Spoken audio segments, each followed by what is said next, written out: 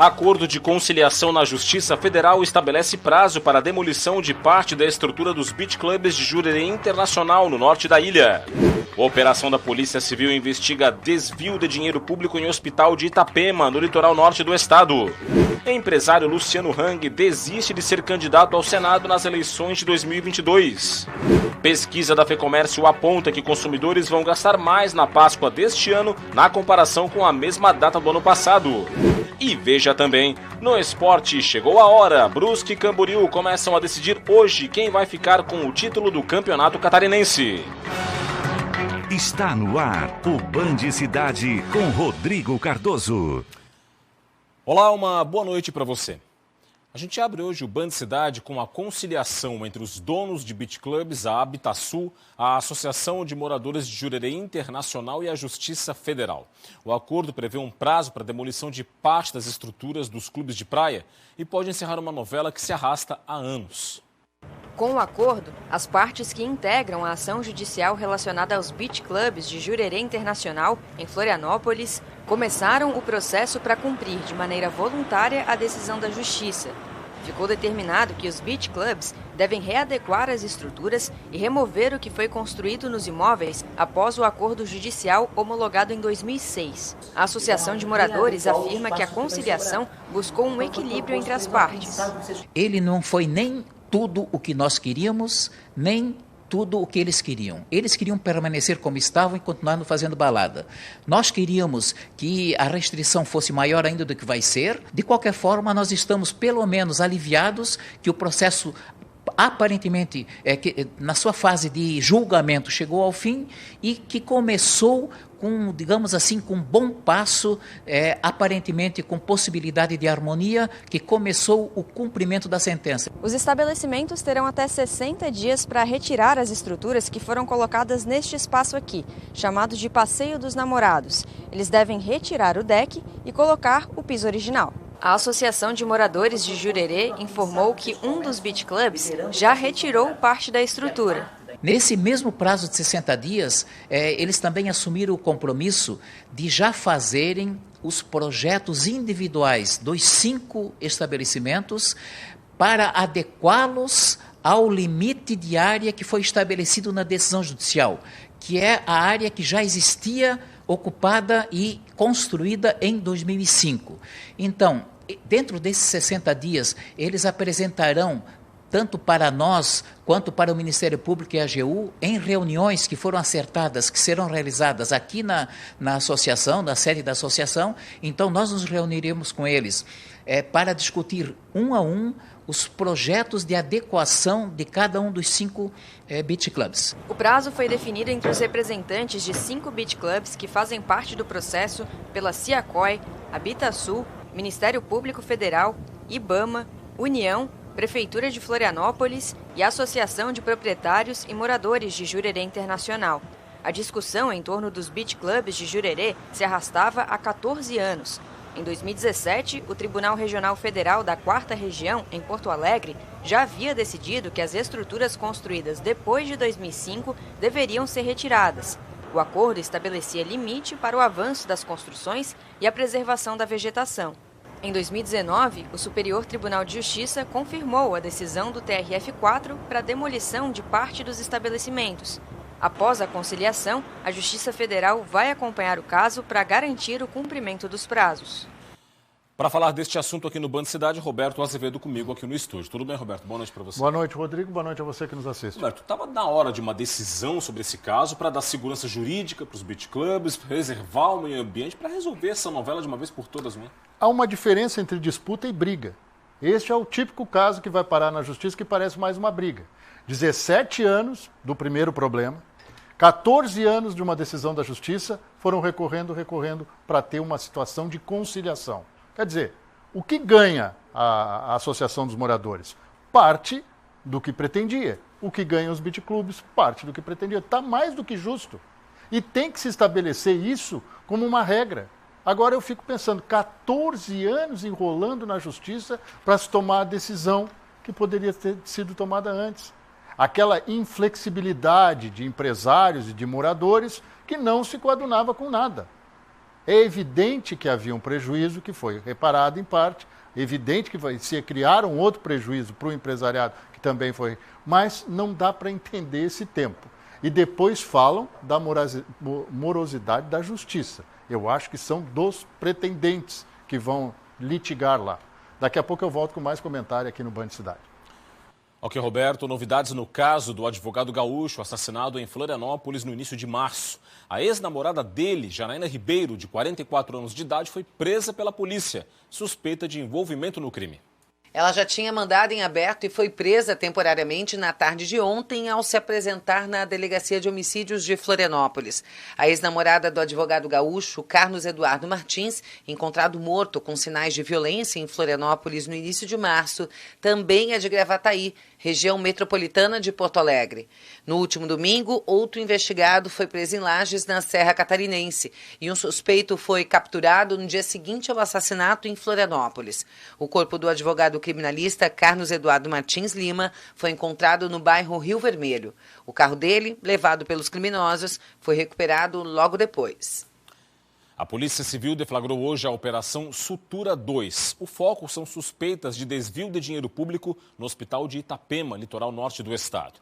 O prejuízo passa de 5 milhões de reais. Ao todo, foram cumpridos 14 mandados de busca e apreensão e de sequestro de bens nas cidades de Itapema, Balneário Camboriú, Porto Belo e Navegantes, em Santa Catarina, além de Curitiba, no Paraná, e Pelotas, no Rio Grande do Sul. As investigações apuram desvios que teriam ocorrido entre os anos de 2013 e 2017. A Prefeitura de Itapema fazia os repasses para o Hospital Santo Antônio, administrado na época por uma organização social. Esta entidade apresentava notas falsas na prestação de contas, para simular gastos maiores do que o que foi usado de fato. A diferença nos valores era dividida entre empresários, diretores do hospital e agentes públicos. Esta é a segunda fase da operação, que também desvendou um esquema de desvio de dinheiro público em Penha, também no litoral norte. Na época, os policiais receberam informações de que a Prefeitura de Itapema havia repassado 18 milhões de reais para a mesma organização social. Outra operação deflagrada hoje pela Polícia Civil foi a Infância Protegida 3. O foco foi o combate à exploração sexual infanto-juvenil praticada por meio da internet. Os policiais cumpriram 6 mandados de busca e apreensão expedidos pela Justiça nas cidades de Florianópolis, Chapecó e Palhoça. A operação foi feita em parceria com a Polícia Científica. 2 pessoas foram presas em flagrante em Chapecó e uma em Florianópolis com conteúdo pornográfico infanto-juvenil. E a Polícia Militar apreendeu ontem à noite mais de 200 quilos de crack. Foi em Barra Velha, litoral norte do estado. A droga foi localizada em uma casa no bairro Itajubá.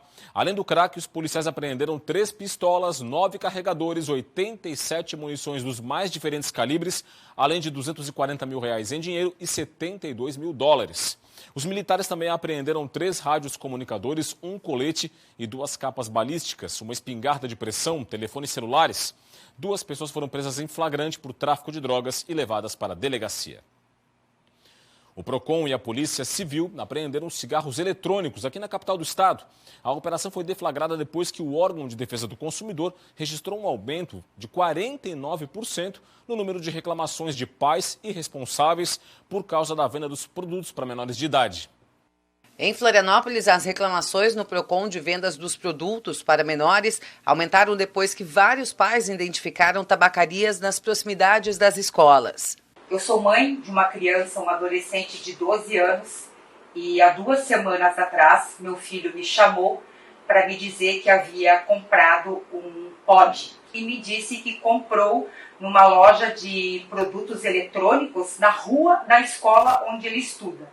E me disse que desde o ano passado os colegas dele de 7ª série, com ele, fumam o cigarro eletrônico no banheiro e consomem também o energético. A operação começou há alguns meses para coibir o comércio ilegal de dispositivos eletrônicos, de acessórios e essências líquidas para fumar. Os produtos são proibidos pela Anvisa e podem causar doenças respiratórias como efizema pulmonar, doenças cardiovasculares, dermatite e câncer. Existe ainda o risco de causar explosões, pois suas baterias são de procedência e qualidade desconhecidas. Os comerciantes terão 10 dias para apresentar uma defesa e, após este prazo, os produtos apreendidos serão destruídos pelo órgão. Esses cigarros são proibidos através de uma norma técnica da Anvisa. É inadmissível que alguns comerciantes ainda passem por cima dessa nota técnica. Nós estamos recolhendo esses cigarros, abrindo o processo administrativo, encaminhando cópia para a Polícia Civil e Ministério Público, para que haja um processo de ação criminal contra esses comerciantes que estão vendendo para menores de idade. Logo mais, depois do Band Cidade, tem o Jornal da Band. Vamos saber os destaques da edição de hoje com a apresentadora Joana Trepto. Boa noite, Joana.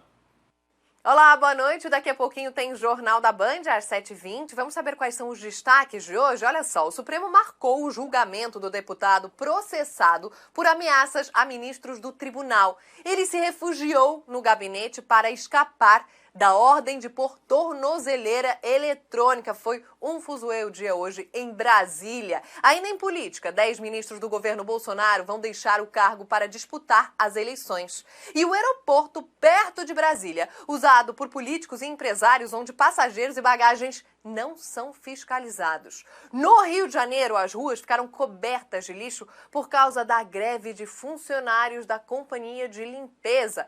Todos os detalhes, já, às 7h20, no Jornal da Band. O empresário Luciano Hang anunciou hoje de forma oficial que desistiu de disputar a eleição de outubro deste ano. O anúncio foi feito em uma live do empresário nas redes sociais. O proprietário da rede de lojas Avan era cotado para se filiar ao Progressistas para concorrer a uma vaga ao Senado Federal. O empresário informou que o desejo de se manter próximo da família e a administração da empresa, que possui 22 mil colaboradores, pesaram na decisão. Pensei na minha família, pensei nos meus colaboradores, pensei na minha vida e pensei, eu tenho que tomar uma decisão e essa decisão que eu tomar vai me tirar mais tempo da minha vida. Baseado nisso aqui, eu tomei minha decisão, que coloco aí para todo mundo aí, tá? Vamos lá? O meu partido é o Brasil. Continuarei trabalhando para mudar o Brasil, mas não serei político.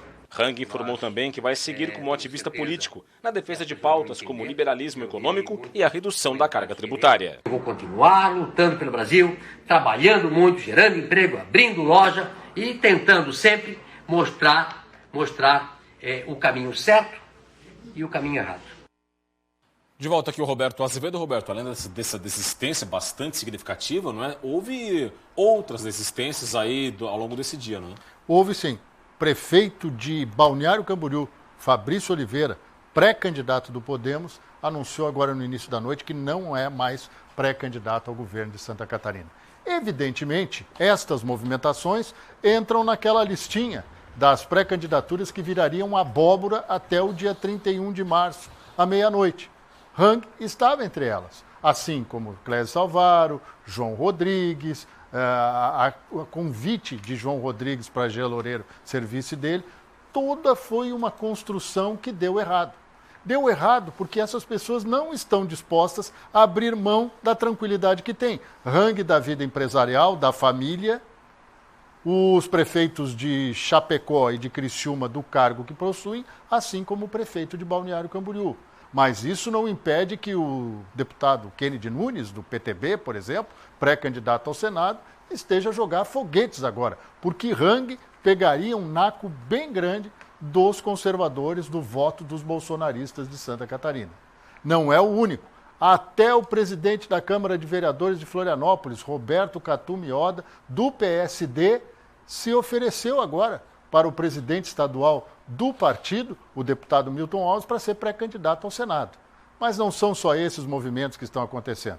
Deputada Paulinha da Silva se filia ao Podemos. Isso significa que Podemos está mais próximo de Carlos Moisés da Silva. E Carlos Moisés da Silva jantou ontem à noite com o presidente do MDB, o deputado Celso Maldânia, e almoçou hoje com o prefeito de Chapecó, João Rodrigues, do PSD. Quer dizer, as conversas continuam. Se vai dar alguma coisa, a gente não sabe. Mas há um movimento.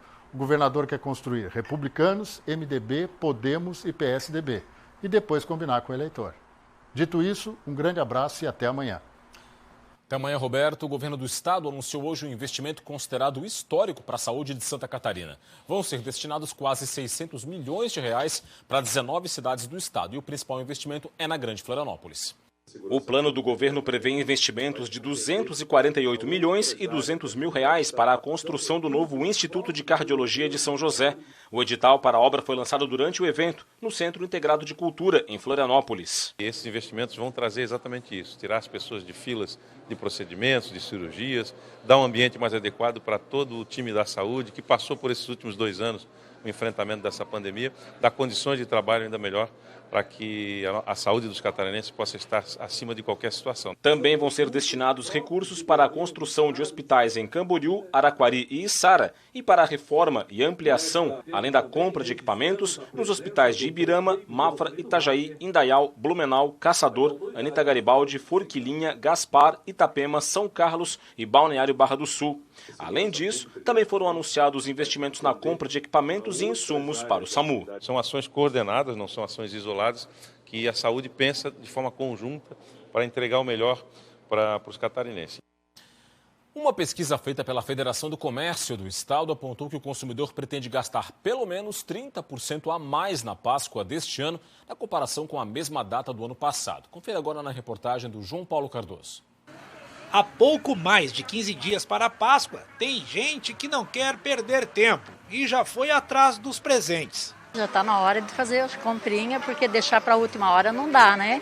Então a gente já começa a pesquisar e já vai levando alguma coisinha para casa. A Páscoa está chegando, o coelhinho está na área. E junto desse personagem, claro, chocolates de tudo quanto é tipo. Ovos, caixas de bombons, as tradicionais barras. É tanta variedade que dá até vontade de levar tudo para casa. É verdade ou não é? Ai, dá vontade de levar tudo. Mas a gente leva só o necessário, procura ver as vantagens, que tem muitas coisas boas e ofertas boas. Expectativa é o que não falta na casa da Helena e da Luísa. Elas sabem muito bem o que querem. Afinal, a Páscoa na casa delas é uma data mais do que especial. Muito chocolate. E eu gosto de caçar os ovos também. E você? Comer chocolate, ganhar brinquedo que vem nos chocolates e caçar os ovos. A Luana comprou coelhinhos de madeira para enfeitar a mesa de Páscoa e já adiantou que não pretende comprar chocolates. Ela garante que vai produzir em casa, de forma artesanal. Esse ano é botar a mão na massa mesmo e se arriscar, né? Porque não é a minha área, mas a gente vai tentar fazer algo bem bacana e que a gente se divirta e estar junto com a família, que essa é a proposta da Páscoa, né? A união, e a gente vai estar fazendo junto. De acordo com uma pesquisa de intenção de compras de Páscoa 2022 da Federação do Comércio do Estado, a expectativa de gasto médio avançou em relação ao ano passado e registrou alta de 35,8%. Ainda segundo a pesquisa da FEComércio, a intenção de gasto médio em 2022 é de R$ 174,39. Só que apesar do resultado ser positivo comparado ao ano passado, o valor é inferior ao período pré-pandemia. O economista da FEComércio afirma que a Páscoa foi uma das datas comemorativas que mais sofreu impacto econômico durante a pandemia em Santa Catarina e que os números evidenciam sinais de recuperação. A Páscoa, nesse ano, ela vem pelo processo de retomada das vendas, o que não aconteceu nos últimos 2 anos. E é por isso, né, por essa retomada, que nós temos um aumento do gasto médio comparado ao ano anterior bastante expressivo, né? São quase 35%. Hora de saber como vai ficar o tempo nesta quinta-feira. Os detalhes agora na previsão do Band Cidade.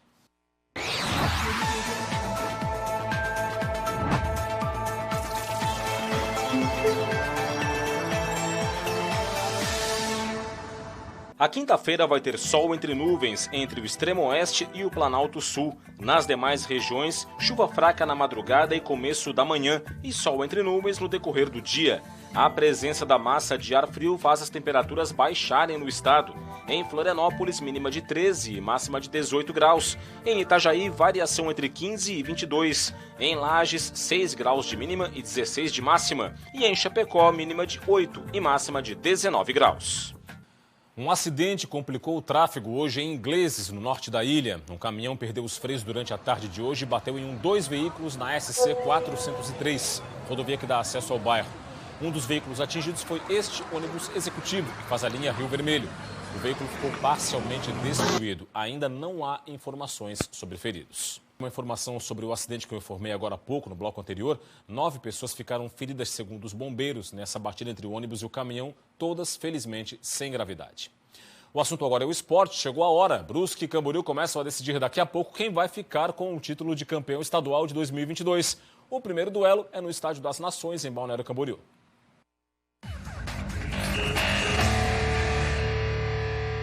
Uma bela campanha para um time estreante na Série A do Catarinense. O Camboriú figurou durante toda a primeira fase entre os 4 primeiros. Das 11 rodadas da fase inicial, em 4 foi o 4º colocado. Em 3 delas, assumiu a vice-liderança. E nas outras 4, a 3ª posição, onde encerrou a primeira fase com 63,6% de aproveitamento. Nas quartas de final, eliminou Marcílio Dias. Na semi, foi a vez de passar pelo Figueirense e carimbar a vaga na primeira final do clube, além de conquistar a vaga à Série D do Brasileiro de 2023 e a Copa do Brasil de 2023. O jogo promete e o Camboriú precisará agora correr atrás do placar para reverter a vantagem de 2 resultados iguais, que tinha até então nas outras fases, mas que agora é do Brusque, líder na primeira fase do estadual. O primeiro duelo será em Balneário Camboriú e, como mandante, o Camboriú é o melhor nesta edição do Catarinense. 7 jogos e 7 vitórias. O Brusque é uma equipe muito entrosada, é um time que tem vários pontos fortes, então a gente está mostrando para os nossos jogadores algumas características da equipe deles, para que a gente consiga manter um elo aí de concentração muito alta para fazer uma boa partida. Na primeira fase, o Brusque ficou entre a 6ª e 7ª posição até a 6ª rodada, quando chegou à 3ª posição e na 9ª rodada assumiu a liderança do estadual e foi onde encerrou a etapa, o que garantiu todos os jogos de volta no mata-mata como mandante. Nas quartas, o Brusque eliminou o Avaí. Na semi, foi a vez de passar pelo Concórdia e agora encara o Camboriú em uma final inédita. E para o primeiro duelo da final do Catarinense, o técnico Vaguinho Dias terá desfalques. O volante Matheus Trindade, expulso na última partida, cumprirá suspensão. E o zagueiro Wallace, que sofreu uma lesão muscular da posterior da coxa direita, está fora do primeiro jogo. O Brusque tem a vantagem de 2 resultados iguais, campeão catarinense, mas com o melhor ataque da competição, 23 gols marcados, e o artilheiro do estadual, Alex Sandro, com 10 gols, o quadricolor não quer saber de depender de empates para, quem sabe, quebrar o jejum de 30 anos sem um título do campeonato catarinense. Essas vantagens, você tem que saber usá-las, são importantes, estão diante do nosso torcedor, é uma situação inédita e mais uma oportunidade depois de 30 anos de vir o título. Agora uma boa notícia na área social de Florianópolis. Foi inaugurado hoje o primeiro restaurante popular da cidade. O preço das refeições vai depender da renda per capita dos frequentadores. Quem não tiver renda não vai pagar pela alimentação. Já para quem tiver faturamento de até meio salário mínimo por mês, vai pagar apenas R$ 3. Para famílias que recebem acima de meio salário mínimo, o preço cobrado pode chegar no máximo a R$ 6. Ajuda bastante as famílias que precisam, né? Sim, é um restaurante onde se torna acessível para todos, né? Para quem não tem condições de ter uma alimentação saudável em casa, digamos, né? O bolso agradece. O bolso agradece. Para se alimentar no restaurante popular, o usuário vai ter que fazer um cadastro único no posto de atendimento existente no próprio local, com RG e CPF, carteira de trabalho, contra-cheque, título de eleitor e comprovante de residência. Nós estamos utilizando o cadastro único, que é o cadastro oficial aí do governo federal, que dá acesso ao Auxílio Brasil, Auxílio Gás e todos os benefícios sociais do governo federal, estadual e municipal, como a tarifa social de ônibus, por exemplo. Esse é o cadastro. Então, as pessoas que ainda não têm, podem procurar aqui o espaço do Restaurante Popular. Nós já iniciamos os cadastros ontem. Ao longo desses 60 dias, a gente vai estar fazendo novos e atualizando os cadastros, além dos demais serviços da assistência social. O espaço vai ser aberto ao público no segundo semestre deste ano, após a contratação de uma organização não governamental, que vai fazer a execução do serviço em parceria com a Prefeitura de Florianópolis. O restaurante fica na Avenida Mauro Ramos, no centro de Florianópolis, e vai funcionar todos os dias, das 7 horas da manhã às 8 horas da noite. E é isso, ficamos por aqui com o Band Cidade. As reportagens da edição de hoje estão no YouTube da TVBV. Para acessar a ponte, a câmera do seu smartphone para o QR Code que está na sua tela. Vem aí as informações do Brasil e do mundo no Jornal da Band, mais Santa Catarina, amanhã, 12h30 no Jogo Aberto SC e 12h50 no SC Acontece. Para encerrar, imagens ao vivo da Via Expressa Continental em Florianópolis, 17 graus, 21 graus, melhor dizendo, e a temperatura em Florianópolis, 21 graus. Neste momento, tráfego tranquilo neste trecho da Via Expressa, logo na saída da ponte Colombo Sais. Muito obrigado pela audiência, um forte abraço, boa noite e até amanhã. Tchau, tchau.